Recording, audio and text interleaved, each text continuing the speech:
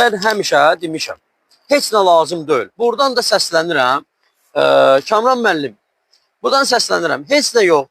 Prokurorluq əməkdaşları, digər hüquq mühafizə orqanları əməkdaşları, heç nə demirəm, 15 dəqiqə Bakı gömrüyün qabağında dursaz, necə ki mən girirəm, içəri görürəm, bilmirəm, mənim xəsiyyətimdə də mən tuta bilirəm ki, kim nə ilə məşğuldur, kim nə edir. Elmi Ramazanov da o məqtəyə nəzərdən sərf eləmirəm.